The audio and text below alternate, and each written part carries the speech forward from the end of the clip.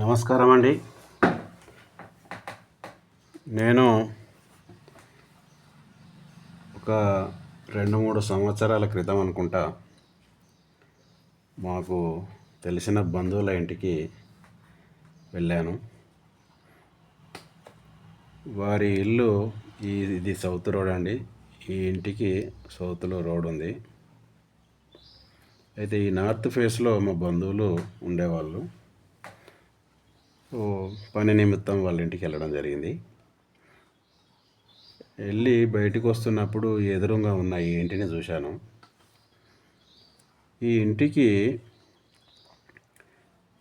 ఇది సౌత్ కదండి, అంటే దక్షిణంలో ఇక్కడ గేటు పెట్టుకుండండి. దక్షిణ నైరుతిలో గేట్ ఉంది దీనికి. ఇదంతా ఖాళీ స్థలం ఉంది. ఇక్కడ ముందు ఒక 2 రూములు కట్టుకున్నారండి. ఇది నేను సపరేట్గా వేరే వాళ్ళది అనుకున్నాను, ఈ ఇల్లు వేరే అనుకున్నాను. కానీ ఈ ఇంటి వాళ్ళదే ఈ ఖాళీ స్థలం కూడా. నేను మా బంధువులని అడగడం జరిగింది, ఏంటి వీళ్ళు ఇక్కడ ఖాళీ స్థలం వదిలిపెట్టి ముందు ఉత్తరంలో కట్టుకున్నారు, ఇలా కట్టుకోకూడదు అని చెప్పడం జరిగింది. అలాగే ముఖ్యంగా ఇక్కడ ఈ దక్షిణ నైరుతిలో గేటు పెడితే ఇక దానికి ఎంత డేంజరో అది చాలా డేంజర్ అన్నమాట. మా బంధువులకు చెప్పడం జరిగింది, ఈ ఇంట్లో లేడీస్కి తప్పకుండా అనారోగ్యం ఉంటుంది. ఆ తర్వాత కొన్ని రోజుల తర్వాత ఆకస్మిక మరణం కూడా జరగవచ్చని జస్ట్ అలా చెప్పి రావడం జరిగింది మా బంధువులకి. ఎందుకంటే ఈ ఇంటికి ఈ ఉత్తరంలో ఇక్కడ 2-3 రూములు వేసుకున్నారు. ఇది మొత్తం ఖాళీ స్థలం ఉంది. దీంట్లో మేకలు ఉన్నాయండి. ఈ మేకలకు బయట నుంచి రావడానికి పోవడానికి ఇక్కడ నైరుతిలో గేటు పెట్టిరు చిన్నది. ఈ కాలంలో ఎవరబ్బా ఇట్లా చేసుకున్నారు అని నేను కొద్దిగా సర్ప్రైజ్ అయినా. నేను అడిగిన అసలు ఈ ప్లేస్ ఎవరిది, ఎందుకు ఇట్లా ఉన్నది అని అంటే, వీళ్ళు ముస్లిమ్స్ అండి, వాళ్ళు పెద్దగా పట్టించుకోరు కదా వాస్తుని, అందుకే ఇక్కడ గేటు పెట్టుకుంటామని మా బంధువు నాకు చెప్పడం జరిగింది. కానీ నేను మాత్రం అతనికి క్లియర్ కట్గా చెప్పాను, తప్పకుండా ఈ ఇంట్లో లేడీస్కి అనారోగ్యం ఉంటుంది. ఈ గేటు కనుక ఇట్లానే ఉంటే, దీనిలో మేకలు పెంచుతున్నారండి వీళ్ళు, ఈ ఇంటి వారికి తప్పకుండా, అంటే లేడీస్కి ఏదో ఒకటి జరుగుతుంది అని చెప్పడం జరిగింది. ముఖ్యంగా ఈ దక్షిణ నైరుతి గేట్ అంటేనే కాలనాగు కాటు అన్నమాట, అంత డేంజర్. కాలనాగు కాటు అంటే ఏంది, అది ఎంత డేంజరో మీకే తెలుసు. సో ఇది తప్పకుండా ప్రాణాలని బలి తీసుకుంటుందండి ఇలా గేట్ ఉన్నప్పుడు. దక్షిణ నైరుతి ఉంటే స్త్రీలకు, ఇలా పశ్చిమ నైరుతిలో కనుక గేట్ ఉంటే మగవారికి తప్పకుండా చాలా డేంజర్గా ఉంటుంది.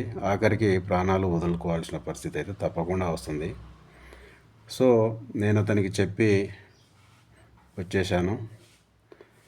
కొన్ని రోజుల తర్వాత మా బంధువు నాకు కలిసిండు. అతను కలిసినప్పుడు నాకు మీరు అన్నట్టుగానే ఆ ఎదురుగా ఉన్న ఇంటి లేడీసు చనిపోయింది అని చెప్పడం జరిగింది నాకు. సో నేనేమంటానంటే, ఈ వాస్తు అనేది ప్రతి మనిషికి కావాల్సిందేనండి. అది హిందూ అయినా, ముస్లిం అయినా, క్రిస్టియన్ అయినా, ఎవరైనా సరే దానికి వాస్తు తప్పకుండా ఉండాలండి.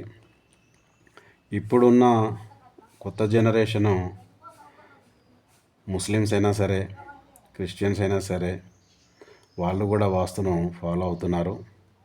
కానీ కొంతమంది తెలిసి తెలియక ఇలాంటి పనులు చేస్తున్నారు. సో ఈ వాస్తు అనేది అందరికీ వర్తిస్తుందండి, ఒక హిందువులకే కాదు. ఇది ఈ భూమి మీద పుట్టిన ప్రతి వారికి వర్తిస్తుందండి. వాస్తు తప్పుగా మనం కట్టుకుంటే ఆ తప్పును మనము అనుభవించాల్సి వస్తుంది.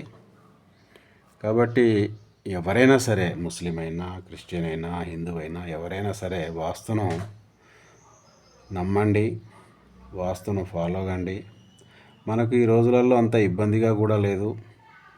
అన్ని పుస్తకాలలో రాసి పెట్టిరు. మనం కొన్ని పుస్తకాలు తెచ్చి చదువుకుంటే మనకే అర్థమవుతుంది వాస్తు ఉందా లేదా అనేది. లేదా కొన్ని ఇల్లు మీరు వాస్తు పుస్తకంలో రాసినట్టుగా ఉన్న ఇళ్ళని మీరు అబ్జర్వ్ చేసినట్లయితే అలా జరుగుతుందా లేదా మీకే అర్థమవుతుంది. కాబట్టి ఈ ఇంటికి మాత్రము ఈ ఇంట్లో ఉన్న లేడీసు చనిపోవడం జరిగిందని మా బంధువు నాకు చెప్పడం జరిగింది. సో మనము వాస్తును పాటించి వాస్తు ప్రకారంగా ఇల్లు కట్టుకుంటే మనము, మన కుటుంబము, మన ఆర్థిక పరిస్థితి ఇవన్నీ కరెక్ట్గా ఉంటాయండి. మీరు వాస్తుకు విరుద్ధంగా, వాస్తు నమ్మకుండా వాస్తుకు విరుద్ధంగా ఇల్లు కట్టుకుంటే దాని ఫలితము అనుభవించక తప్పదండి. ఇది ఎక్కడో కాదు, ఉప్పల్ డిపో దగ్గరే. కాలనీ పేరు నేను మర్చిపోయాను. నేను చూసింది ఉప్పల్ డిపో దగ్గరేనండి ఇది. సో మీరు ఎవరైనా వాస్తును సంప్రదించాలనుకుంటే, నన్ను సంప్రదించాలనుకుంటే ఇక్కడ నా నెంబర్ ఉంది. నా పేరు బిఎన్ రెడ్డి. ఉప్పల్ డిపో దగ్గర ఉంటాను.